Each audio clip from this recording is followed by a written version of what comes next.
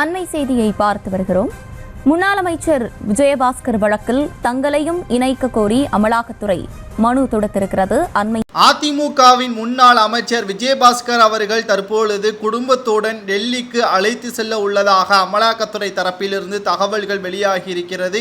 நீதிமன்றத்தில் மனு ஒன்றையும் கொடுத்திருக்கிறார்கள். என்ன தகவல் என்பதை இந்த வீடியோவில் முழுமையாக தெளிவாக நாம் பார்க்க போகிறோம். வீடியோவை மட்டும் ஸ்கிப் பண்ணாம முழுமையாக பாருங்கள். கடந்த அதிமுக ஆட்சியில் மக்கள் நல்வாழ்வுத்துறை அமைச்சராக இருந்தவர் விஜயபாஸ்கர் அவர்கள் வருமானத்தை விட 54% கூடுதலாக சொத்து சேர்த்ததாக அவர் மீதும் அவரது மனைவி ரம்யா மீதும் லஞ்ச ஒழிப்பு போலீசார் வழக்கு பதிவு செய்தனர். இந்த நிலையில்தான் 2021 விஜயபாஸ்கரின் வீடு உள்ளிட்ட 56 இடங்களில் லஞ்ச ஒழிப்பு போலீசார் சோதனை நடத்தினர். இதில் 23,85,000 ரொக்க பணமும் 4 கிலோ 87 கிராம் தங்கமும் 3 கிலோ 75 கிராம் வெள்ளியும் 136 கனரக வாகனங்கள் பதிவு ஆவணங்களும் 19 ஹார்ட் டிஸ்குகளும் உள்ளிட்டவை கைப்பற்றப்பட்டன.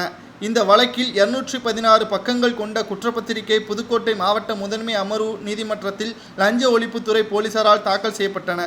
இந்த வழக்கு நேற்று விசாரணைக்கு வந்தது. இந்த நிலையில்தான் இந்த வழக்கை விடுவிக்க வேண்டும் என்று விஜயபாஸ்கர் அவர்களும் அவரது மனைவி ரம்யா அவர்களும் வழக்கறிஞர் மூலமாக தனித்தனியாக நீதிமன்றத்தில் நேற்று மனு தாக்கல் செய்தனர். இந்த மனுக்களை விசாரணை செய்த நீதிபதி கே பூரண ஜெய ஆனந்தன் இது குறித்து பதில் மனு தாக்கல் செய்யுமாறு லஞ்ச ஒழிப்பு போலீசாருக்கு உத்தரவுகளையும் பிறப்பித்தனர். அடுத்த விசாரணையை ஏப்ரல் 25 தள்ளி வைத்து உத்தரவிட்டிருந்தது. இந்த நிலையில்தான் திடீர் திருப்பமாக அமலாக்கத்துறை அதிகாரிகள் லஞ்ச ஒழிப்பு துறையினரிடம் இருக்கக்கூடிய வழக்கை தாங்கள் பார்த்துக் கொள்வதாகவும் அனைத்து ஆதாரங்களையும் நாங்கள் சேகரித்துக் கொள்வதாகவும் இந்த வழக்கை டெல்லிக்கு சென்று விசாரணை நடத்த உள்ளதாகவும் திடீர் திருப்பமாக நீதிமன்றத்தில் தற்பொழுது மனு தாக்கல் செய்திருப்பது பாஜகவின் சதி திட்டம் என்று எடப்பாடி பழனிசாமி அவர்கள் கூறியுள்ளார்.